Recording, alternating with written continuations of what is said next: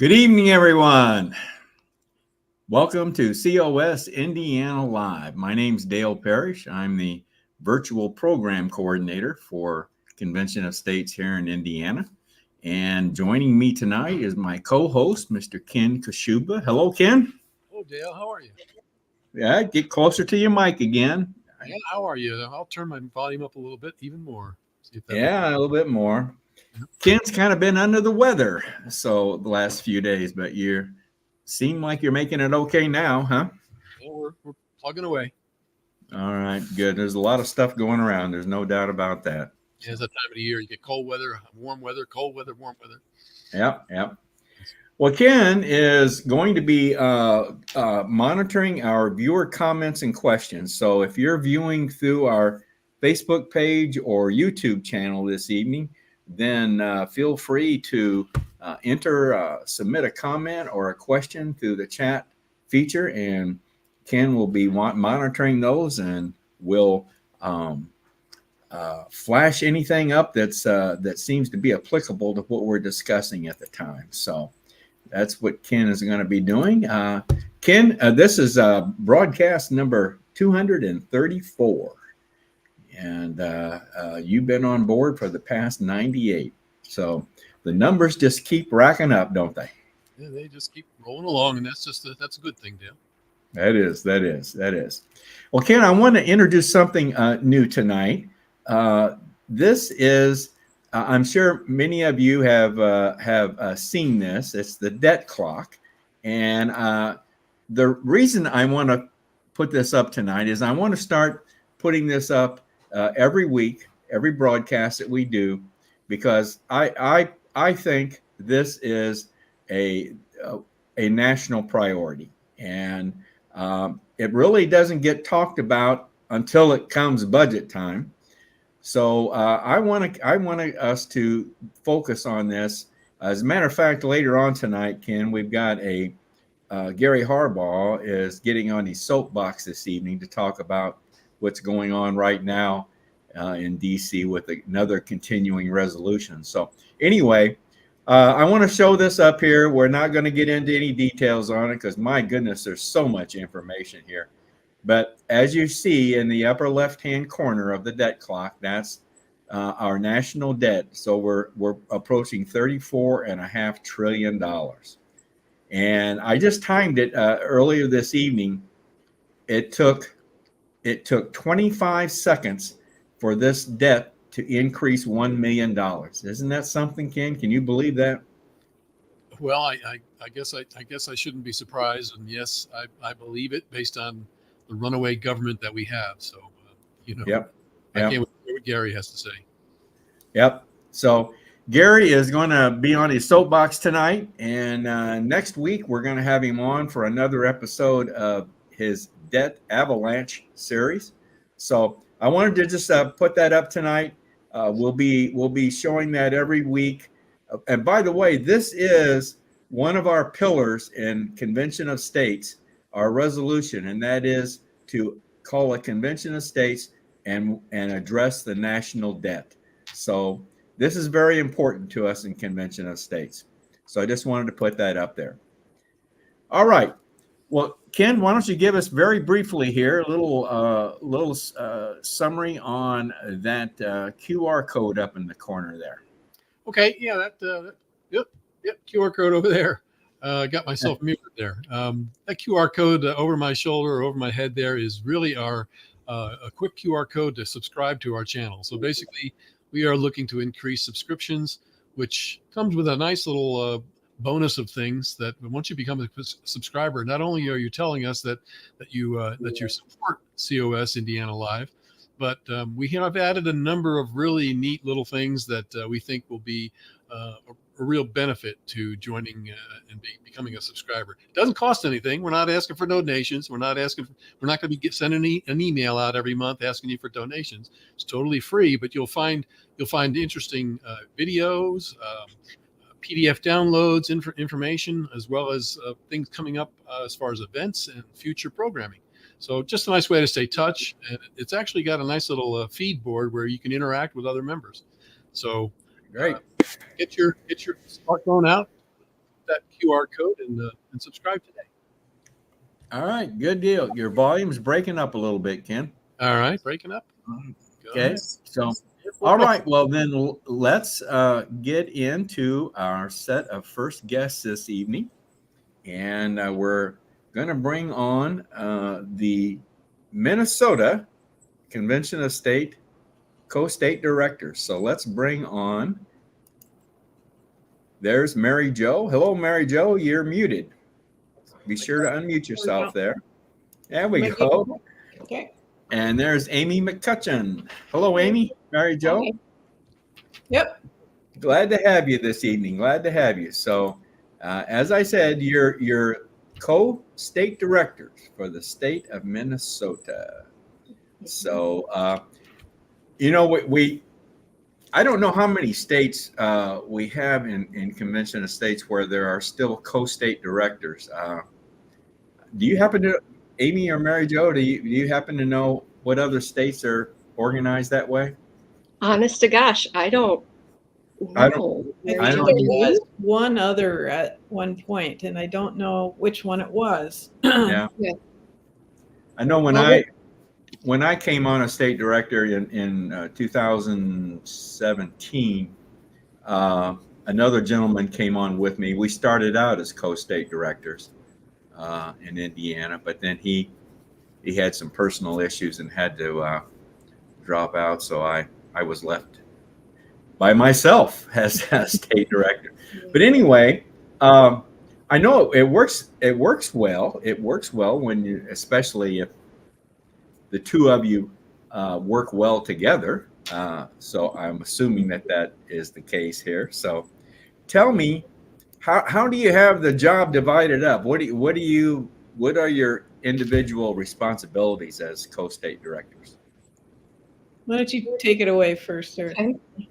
Well, first of all, it's interesting. I just want to talk just a little bit about how we ended up being co-state directors. Okay. It was a mutual decision. It said, I'll do it if you do it, and I'll do it if you do it. We knew our predecessor, Jackie Burns, she was leaving a lot for us to fill. And so we knew that we were better together because of our different skill sets. I remember Yes. that name. I remember that name. Oh, yeah, She was very strong, wasn't she? Yes, indeed. Indeed. So as far as responsibilities, that ebbs and flows.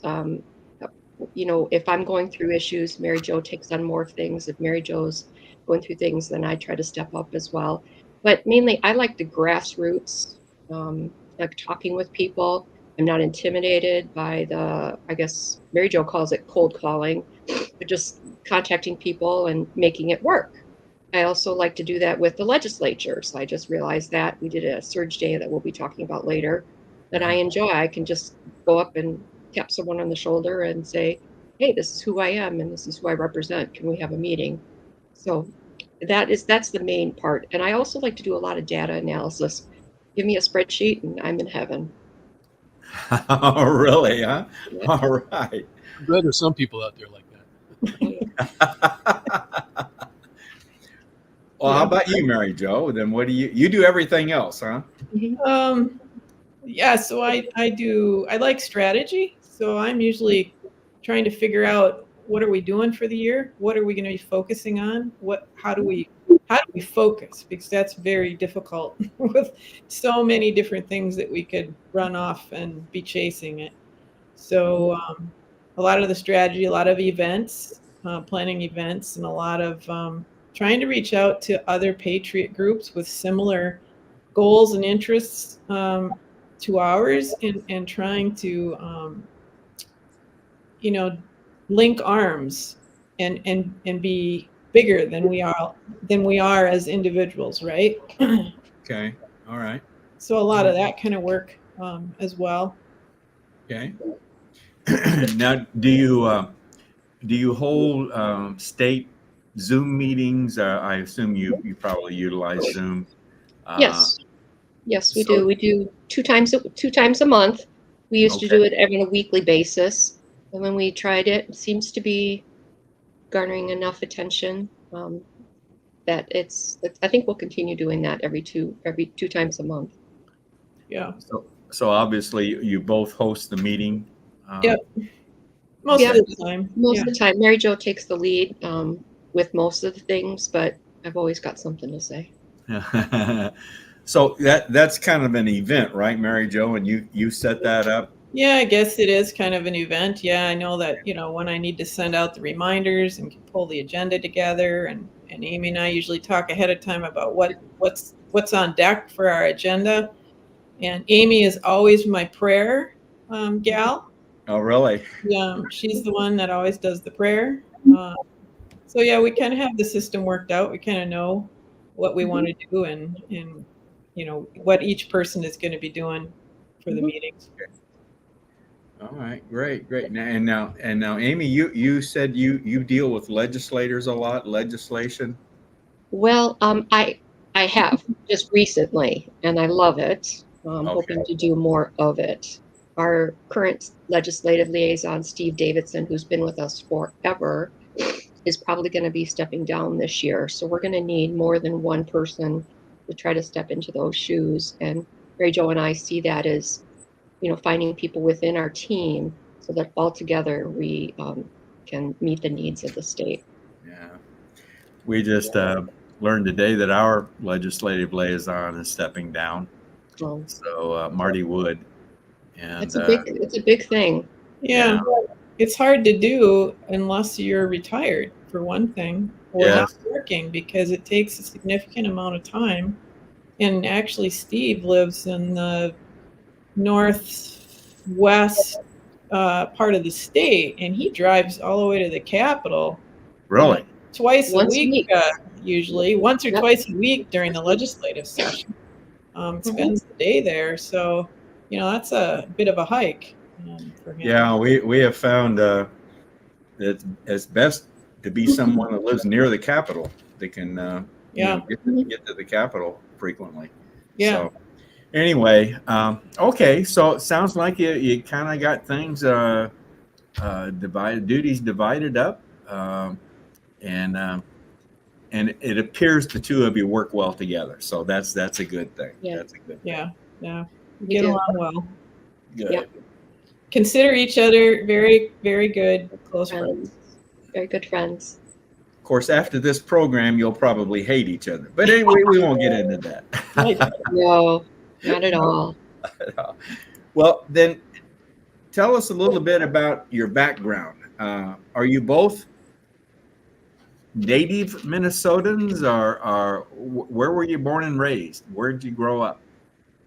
Go ahead, Mary Jo. All right. I'm a native Minnesotan from southeastern corner of Minnesota, about 16 miles from the Iowa border, south of Rochester. Okay. Grew up on a farm there, but have been away. Went to school in Minneapolis, but then moved to Nebraska, and then out to Connecticut, and then back to Minnesota again. So moved around a little bit. What took you to Connecticut? I worked for Pfizer, animal health and vaccine development. How did you like living in Connecticut? It's beautiful. It's very different, but it's got a lot of nice features. A lot of small, really cute, quaint towns nestled in the woods. But it's a lot different than Minnesota. But I did meet my husband there, so I can't complain, I guess, too much about it. Well, the reason I ask you that is we lived in Massachusetts for 2 years. And my wife and I are originally from the St. Louis area. And anyway, it was just like you said, it was beautiful. It was very nice, but it was different. It was different. Yeah. Different culture. And not a Midwestern type culture that we were used to. Anyway, I digress. So you came back then to Minnesota, and I came back. I started consulting. I quit Pfizer out there and started doing my own consulting business, and then moved back because my husband was working for a subsidiary of Medtronic, and I knew Medtronic's home office was here in Minneapolis. So I thought, well, let's move back. He can work at closer to the home office, and I can get closer to my family. My mom and dad mom was aging, so kind of wanted to get back home. All right, I understand. Mhm. And you, Amy? I'm from the Chicagoland, Chicago, Illinois. I grew up in the suburbs. Bears fan till the day I die. And yes, absolutely. But I speak Minnesotan. I am Minnesotan. I came up here for a previous job or promotion, and then went on from there to raise a family and stay at home with my son. And then COS came along, and then that's history. All right. You speak Minnesotan. We'll have to delve into that some other time. I'd like to. Yeah, you learn. betcha. Yeah, you betcha. Yeah.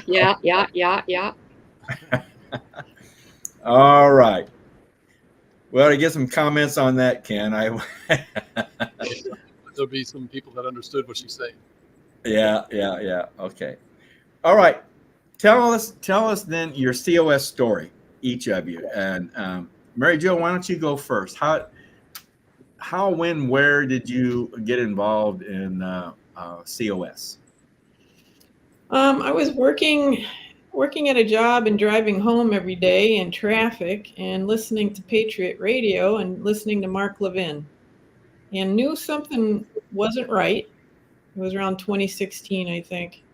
And I knew that there were problems brewing and wanted to get involved, but didn't know what to do. And listening to Mark Levin, I heard him talk about convention of states and came home and Googled it and looked into it and found out that Jackie Burns was holding a town hall really close by where I lived. So I stopped into the town hall, and if you know Jackie, she doesn't take no for an answer, and she ropes you right in. So Really? that was kind of my beginning then. And Wasn't it? yeah. Did you step into a leadership role right early on, or did you? Yeah, pretty fast. Yeah, grassroots coordinator. You think that's a good enough job to step right into? Is that right? Right. And if you can pick up on our conversation already, I am not a grassroots coordinator, but Amy is.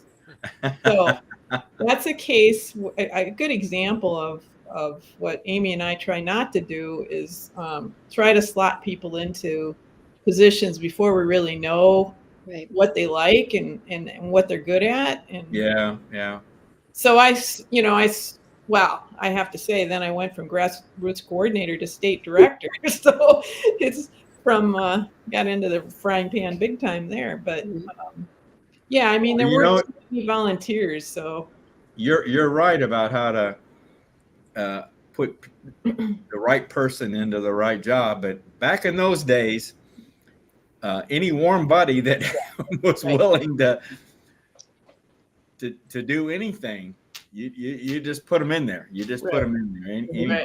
So we've gotten more sophisticated about this as time has gone on. So how about you, Amy? My COS story is somewhat like Mary Jo's. Mark Levin was the starting point for my understanding about the organization. I was a very aggravated, basically angry mother at home, watching things deteriorate around me and really worried about my son.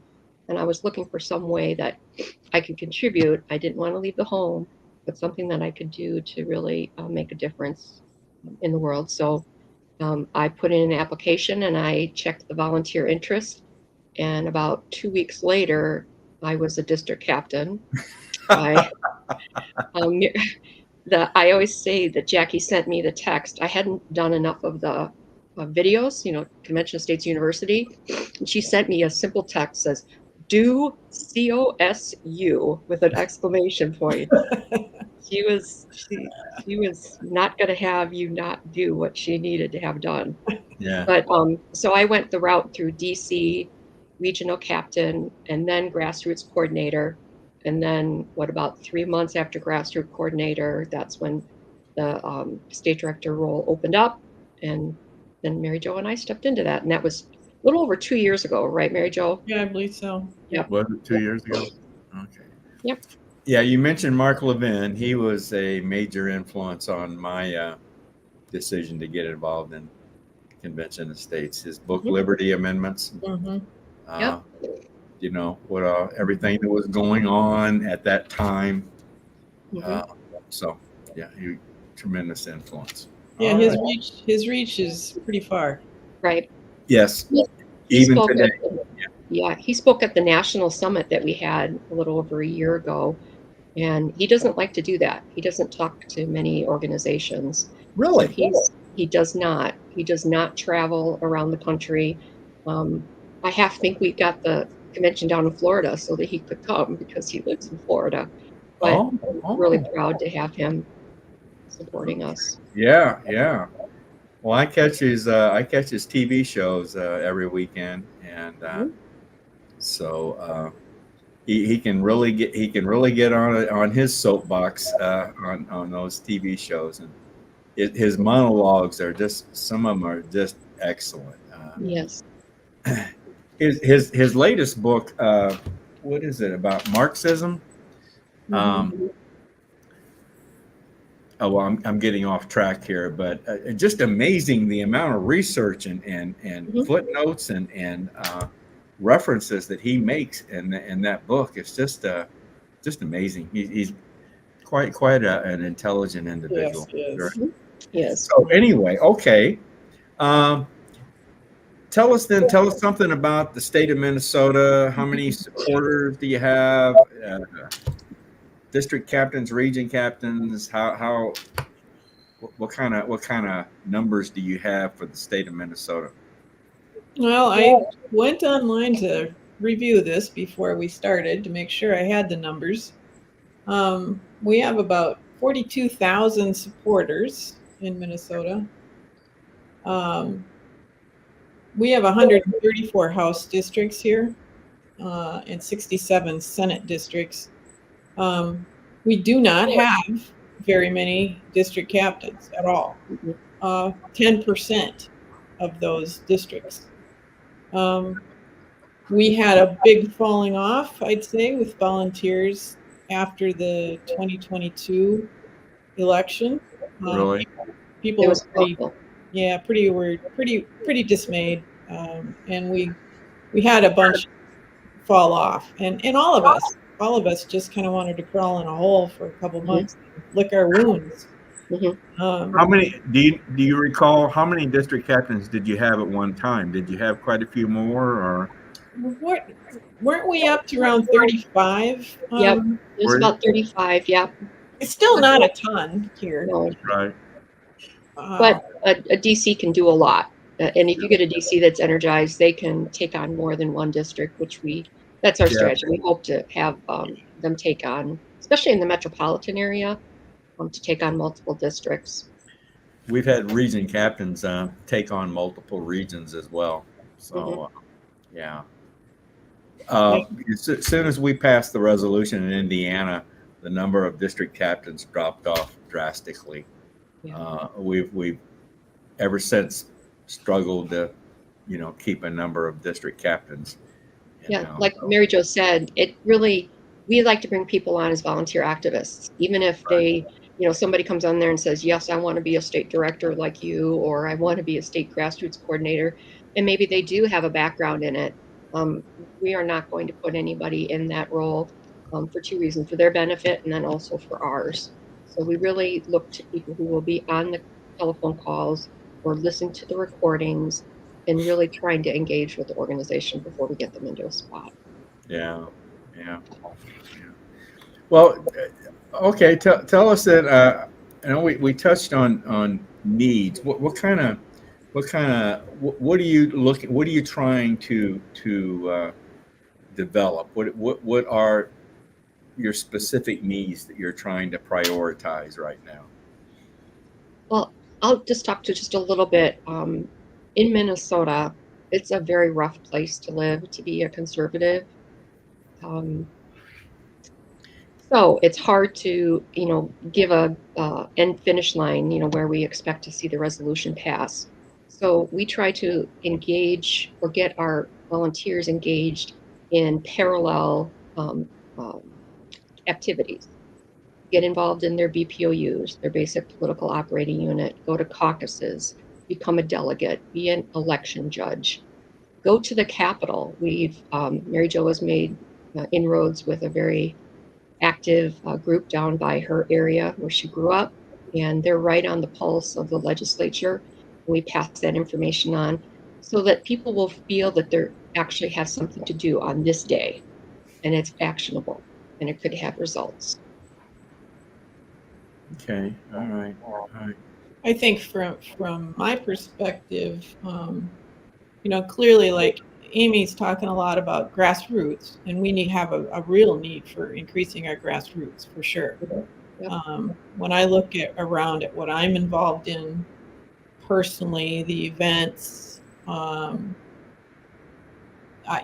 could use communications people. One of the biggest challenges I think we have really as a whole organization is reaching people. Emails do not work anymore. Texting is being ruined we're all getting blasted with texts now. Yes. Yes. So you have to use social media, and that's a problem for us because a lot of our community is older and they're not heavily into social media. So when we have an event, how do you advertise? Newspapers don't hardly exist anymore. So placing ads in newspapers doesn't even work. So Yeah. I feel a huge challenge in reaching people and advertising and communicating with our base. Yeah. So communications people, I think, would be a big help for us. I think it'd also be huge for us if we could. I know there are people on our team that could be good grassroots coordinators, and we have our eyes on those people, and hoping that that'll happen so that can get turned over to somebody and they can put their own style on it. And then that would free me up to do other things with Mary Jo, and who knows what we would do from there. All right. All right. Well, I wanted you wanted to touch a bit on the Minnesota culture, red versus blue. I know some of the things that you've told me about Minnesota. I was very surprised, but you do have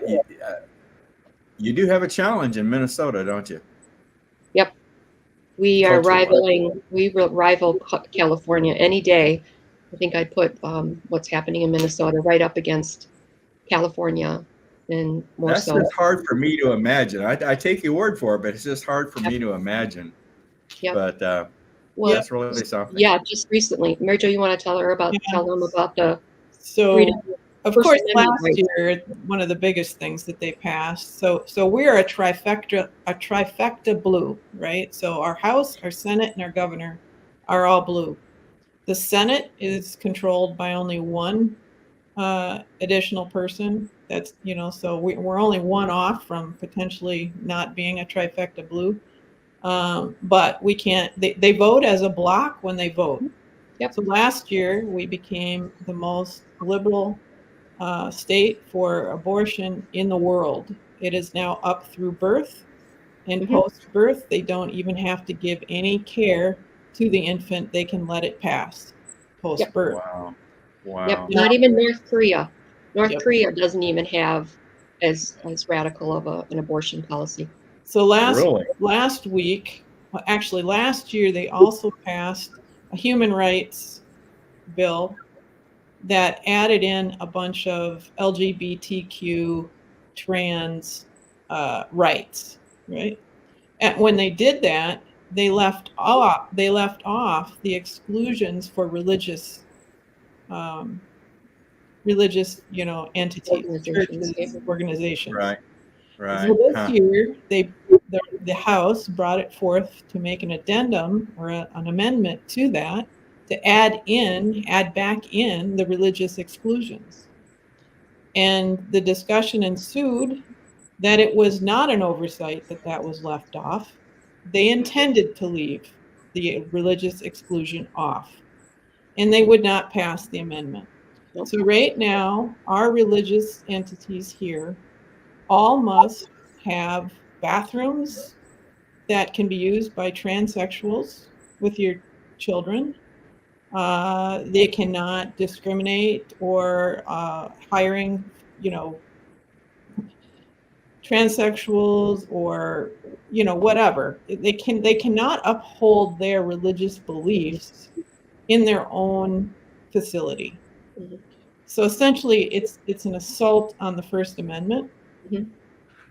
And now this Wednesday, the Senate is going to try one more time to put the amendment in place. And we'll see what happens. But the whole of the state right now is up in arms. The religious communities, they all testified this past week. Even the Muslim community, of course, is not happy about this. So we had all communities coming forward and doing testimonies last week to no avail. Mhm. It still Wow. didn't pass. Wow. To add a little even punch to that, that's not even that's bad enough. But what people are saying, well, what's to stop someone from suing a church when they say that there's one man and one woman and reading it from the Bible? That is antithetical to the Minnesota Human Rights Act. Yeah. They're saying that we can't say that. So is it just a matter of time for them to do that, or are they going to just try to push us into silence? Wow. It's one of the worst things that I've ever heard legislatively happening in a state. Well, folks, we're about to run out of time here, but I know you wanted to.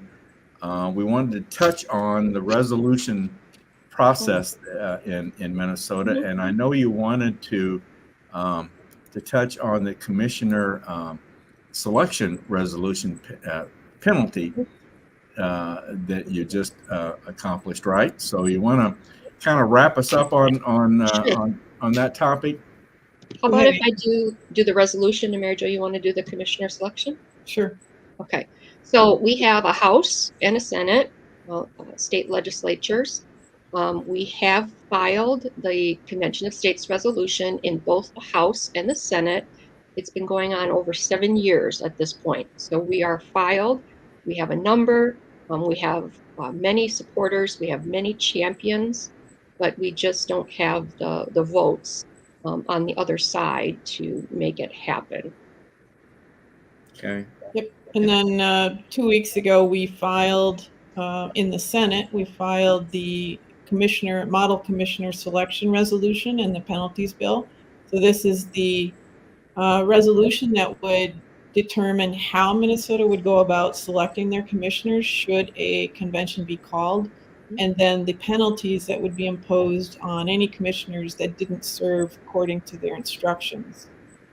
So that did get submitted, and it has a file number in our Senate, and we're working to get that submitted in the House as well. How many commissioners would you send from Minnesota, according to this? I don't know. I haven't read through it close enough to even know. Have you, Amy? I think it's 4. I think it's a total of 9, is if I read it Total of correctly. Mm-hmm. See, I think ours only stipulated 2, with 1 or 2 backups, but we don't think that's enough. We don't. Right. We want to change ours as well. So okay. I know it was an odd number as well, right? Right. Too. They want the odd number so that Right, state will right. just Direct ties.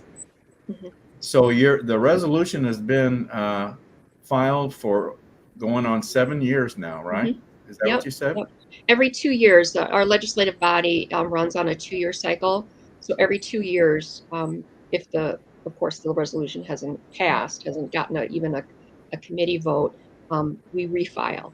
So we've been able to do that many, many times, which we're very proud of. And I know there's still a lot of states that are struggling even to get filed. So Yeah. that's Mary Jo and I's, one of our goals is to give people a little bit of a shining note that we are making progress, just not as fast as we want it to be. Good for you. Good for you. Folks, that's it for tonight, time-wise. Mary Jo and Amy, I want to thank you so much for coming on tonight and sharing your experiences and situation in Minnesota. Mhm. So a little Minnesota talk. Maybe. Yeah. I don't. Good job, Dale. Well, Okay. thank you, Dale and Ken, Yes. for inviting us to speak as well. Thank Well, you so much. and we'll bring it back again some other time if that's okay with you. We'd So love All to. right. Keep up the good work. thank you. Have a good evening. All right. Thank Good you. night. Good night. Boy, they're doing a good job, Ken. Doing a good job for us there. That's a tough area, and they've got their sleeves rolled up and they're digging in. So that's a good thing. Yep. Sure is. Well, listen, I want to now.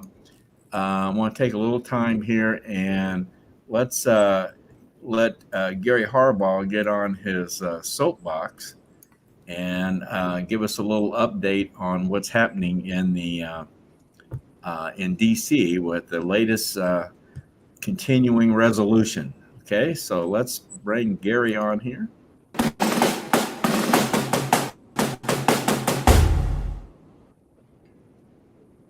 Hi, this is Gary. I want to give an update on the debt and spending problem that we have in Congress. As you know, last week Congress passed a stopgap bill to avoid a government shutdown, give themselves a little bit more time to reach agreements on passing the appropriation bills for the different departments of government. This is another just kick the can down the road. And we have to kick the can down the road really for two reasons. One is there is not a consensus among the GOP that will really cut spending, engage in serious spending cuts, because despite the fact there are some conservatives on the Republican side, many of the Republicans, as the Democrats, are beholden to special interests. They want to continue spending. There is not a constituency that's demanding spending cuts because we're all benefiting from government spending and the status quo. So it keeps going. There's not a consensus to cut. The second reason is there is no reason to cut when there is no limit to how much money the federal government can borrow. Now, there is a debt ceiling cap, but as we've seen for more than 40 years, every time we get to it or near it, it's simply raised. So the practical reality is there is not a limit on spending. And that's the whole reason, or one of the three reasons, that we need a convention of states in order for the states to meet and reach an agreement on putting limits on the federal government's ability to spend money. As long as there is not a limit on spending, then we could just keep on passing stopgap measures, passing spending bills, and ratcheting spending higher and higher to keep the charade going and keep this mess going. You may notice over my shoulder there's a clock. There's a clock the ticking clock of time that eventually we're going to reach a point where we can't just simply borrow more money. And I don't know when that's going to be. We're not apparently near it now. But unless there are limits put on to spending by a constitutional amendment coming out of a convention of the states, this whole game of kick the can down the road is likely to continue.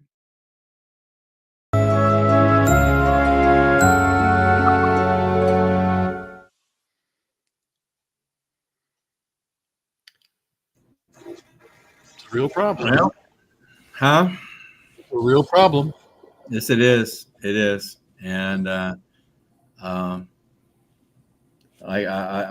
like I said, I think it's the number one priority in the country, but I don't know. Someday, I guess. But yeah, next week, I hope to bring Gary back on with another episode of the Debt Avalanche series, and Gary will be producing these videos on an ongoing basis. So we'll be hearing more and more about.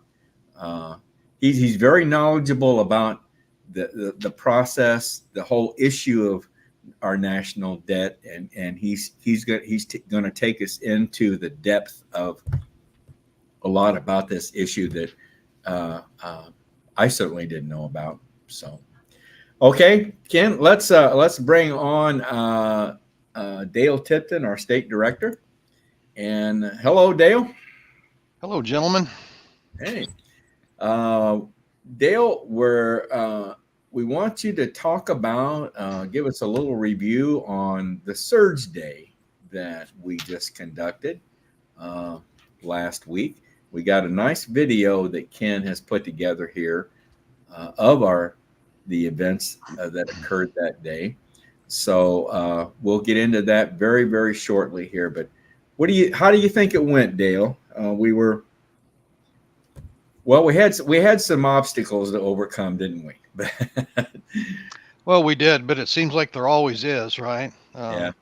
I mean, we had this one scheduled for February 7th, and the state legislature decided to give themselves an extra couple of days off. That happened to hit that date that was heretofore unplanned on their calendar. So we all know how hard they work. Yeah, we know how hard they work. I'm sure they needed the time, but we were lucky to get it to scramble and to get it rescheduled for February 22nd, which we did. And we ended up physically in a location that was different than we had originally planned. Probably wasn't quite as good, but we still made it. And then, of course, we met with a little rain on the day of. So we still had a pretty good turnout. It is always good. There's a couple of purposes there. Number one, there's only really 2 times during the year that Convention of States folks get together, and that's during our annual strategy day and during the Surge Day. And so it's great to link arms with people, talk person to person, face to face, instead of Zoom meetings that we do all the time, and just kind of have that share in that camaraderie. And then number 2 is to familiarize people with the state capitol and what actually goes on there. Allow our volunteers and other people to physically meet with their state legislators and speak to what's on their mind, compliment them on the things they feel like they're doing well, and just to continue to enlist their support for a Convention of States when it's called. Yeah. Okay. Well, let's take a look at the video, and then after the video, we'll chat a little bit more. But I think the video pretty well covers the events that happened that day down there. So February 22nd, our annual Surge Day. So let's take a look at the video.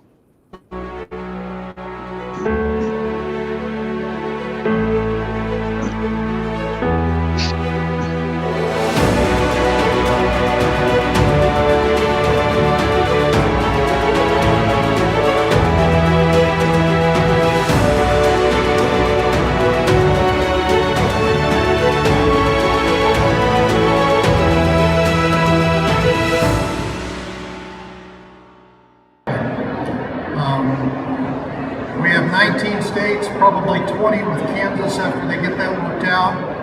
There's good things happening in Iowa and Idaho and elsewhere.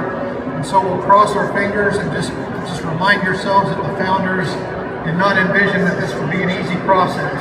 This is supposed to be difficult. And as you all know that have been with us here for a long time, it has been. And so it's a road that's rough to overcome, worth maybe. As patriots, that's what we're called to do. Because if we don't do it, it's not going to happen. I have 19 grandchildren, 20 on the way, and I'm worried about them and what their future is going to be. And so the things that we do here are going to define what the future is going to be for those kids. I'm not going to be here probably, but they will be. And I would like to see them enjoy the same freedoms that we all have had the opportunity to enjoy. I pledge allegiance to the flag of the United States of America and to the republic for which it stands, one nation, under God, indivisible, with liberty and justice for all. Oh, say can you see by the dawn's early light what so proudly we hailed at the twilight's last gleaming o'er the land of the free and the home of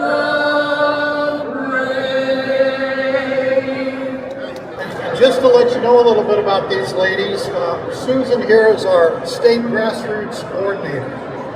So she's active in recruiting and keeping everything moving through Citizen Builder and all that kind of stuff. Most of you have talked to her and gotten some kind of advice from her in the past. It is well deserved. Here we go. Get this.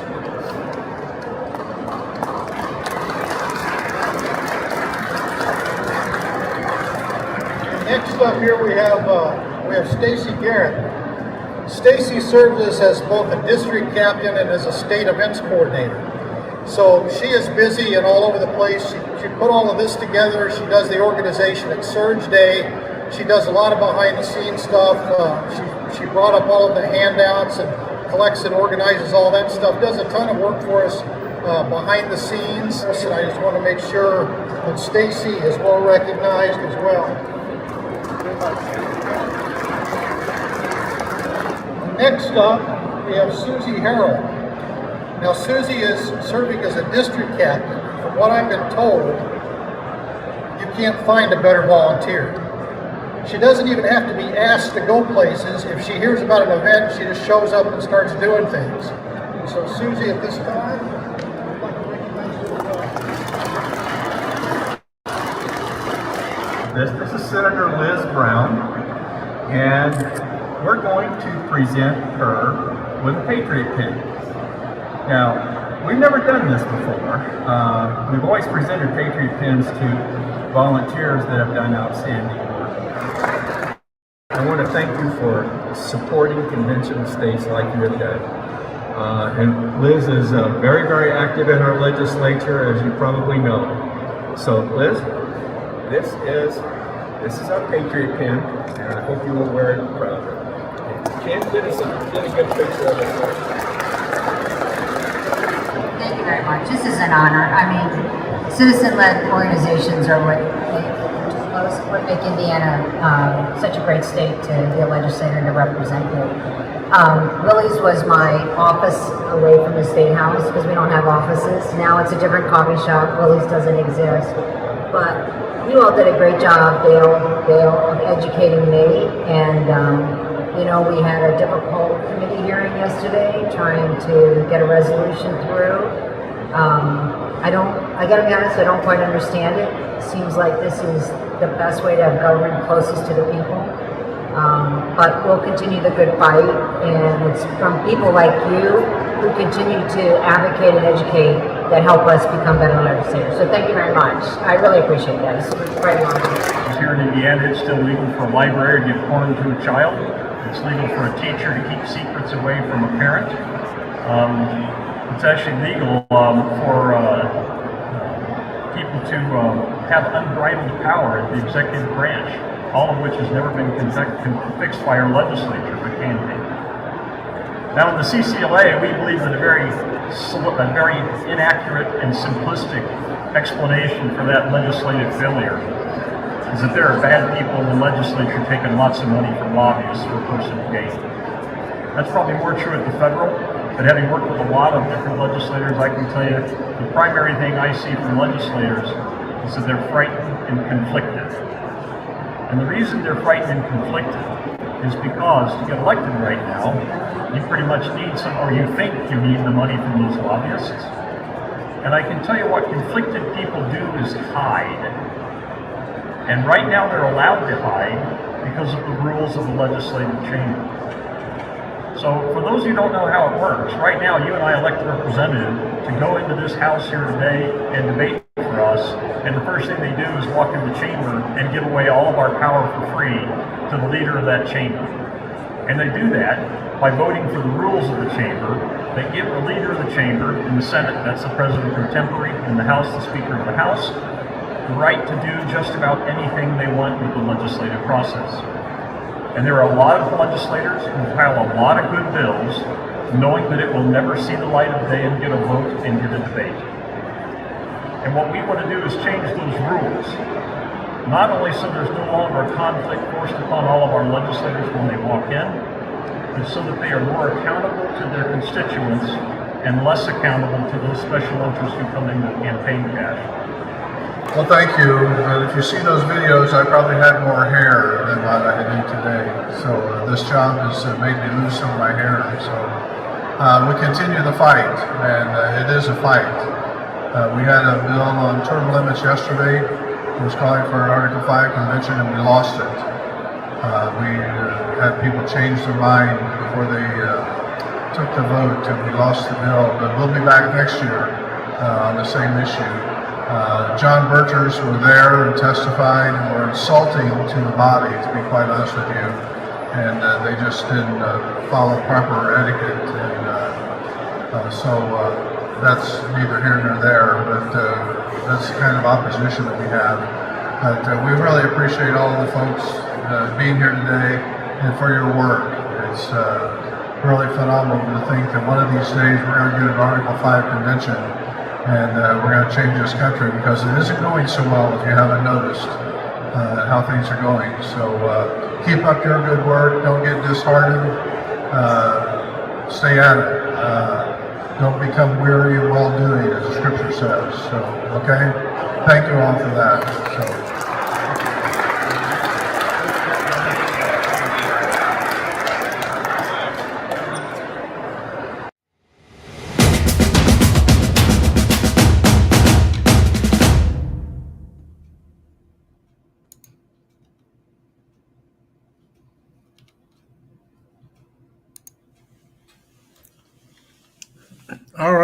All right. Well, it was a good day. I thought Ken kind of pretty much captured the major events that we had that day. What do you think, Dale? Yeah, we must have a pretty good videographer here in Indiana, I think. I've heard it said. I don't know. That was very nicely done. Yeah, that pretty well, I think, captured kind of the feeling of what was going on there. Just a lot of good patriotic people gathering together, and there's just something that's very satisfying about gathering in a group, large or small, whenever you're dealing with people who believe pretty much the same things you believe, because we're constantly bombarded by things on the various television networks that are in opposition to what we believe, the fundamental truths that made America great. And so whenever we have that kind of opportunity, it really strengthens and uplifts people, I think. Yeah. And and I think that the first, like we said, presenting patriot pins to legislators, that's a first, and we need to do more of that, I think. So that's taken off in the flyover region. That was done elsewhere. That's kind of where we had the idea. I think the idea came from a Georgia Surge event where they had a singer to sing the national anthem, and I thought that was pretty cool too. We had a lot of people that, as we were singing, not that we were the best singers out there, but we did make some noise, and the nature of what was sung and that content. Many people stopped, watched, paid attention. Were silent and kind of looked on in appreciation to that, and that was good to see as well. Well, maybe next year we can get a more central location in the building. So anyway, so like I said, no complaints overall. It was a good event, and it's always a good time to get together with friends like that, and the personal face-to-face contact with ourselves and with our legislators is just invaluable, because they really need to know who we are and what we stand for. And that's how we get their attention. Yep. All right, Dale, thank you for coming on tonight. Thanks for your time. You're most welcome. We'll see you again. Have a good evening, bud. Thank you both. Thank you. All right, Ken. Well, let's wrap things up here this evening, Ken. Our next broadcast will be next Monday evening, the 11th. And we're going to have on Paul Phillips, which is Paul is one of our national legislature associates. And Paul's going to give us a status on Convention of States and the states that are in play, the states that are close to getting the resolution passed. and I think there's like 5 or 6 of them, if I'm correct there, Ken. I think people be interested in seeing. Can't hear you. Can't hear you. I said I think you're right. I think that's people will be interested in seeing, where some of these states are and how close we are. Yeah. So so Paul's gonna come on and give us an update on those, and then I hope to have another episode in Gary Harbaugh's debt avalanche series. So we'll include that in our broadcast schedule next week. So that's March 11th. That's 1 week from tonight. And then our next roundtable will be coming up March 25th. And we haven't selected a topic yet. Have you voted on what you want the topic to be, Ken? I have not. I need to take a closer look at that. You need to go on and respond to our host, John Ackerman. He's trying to decide what our topic's going to be for our next roundtable. But that's Yep. March 25th. Okay. Right. Yep. And just want to make everyone aware that we've created another podcast. This will be number 11 coming up. And our guest was Larry Hudson, one of our region captains. So Ken's got the recording of that, and he'll put that into the podcast format. And that'll be available on Spotify.com. It's already up. Dale. It is up already? It is up. Yep. Oh, well, you need to tell me these things. Okay. We like to have some surprise for you, Dale. Okay. All right. I like to keep that in my back pocket in case you say I'm behind on things, Oh, all right. Okay. So, good. On Spotify.com. All right. Also, everyone, don't forget, if you have a comment or a question after the broadcast, you can send that to us to our Gmail account, raiseyourvoicecos@gmail.com. If you keep that up for a minute, Dale, I had a comment in the chat. Somebody who said that they couldn't capture a QR code. It was just something they couldn't do. So I'm imagining there might be some phones out there that don't do well with QR codes. So I asked the person to send us an email to this address, and we would get them subscribed. So if anybody out there that cannot capture a QR code, send us an email to raiseyourvoicecos@gmail.com, and we'll get you put in and notify you. Okay, good deal. Good. So what? Some of the older phones, is it an age thing with the phone, or do you know what the issue could be? No, I don't know what the issue was. It just the person just said I can't capture a QR code, so can't work. Okay. Yep. All right. Okay. All right. Well, okay, Ken, that's a wrap. Ken and I will be signing off here, and we're going to close out our broadcast with a Mark Meckler video. I'll Never Stop Fighting. Very, very good video. I always enjoy watching it. So we'll once the video ends, then we will end our broadcast tonight. So anyway, thanks for joining in tonight, Ken. I'm glad you're on the mend and feeling better. Thank you, Dale. So we will. That'll be a wrap for tonight, folks. I want to thank you for tuning in, and once again, keep us in mind for next Monday evening, March 11th, 7 p.m. Eastern, on Convention Estates Indiana Facebook page or our YouTube channel, Indiana Patriots for Convention Estates. So, good night, everyone.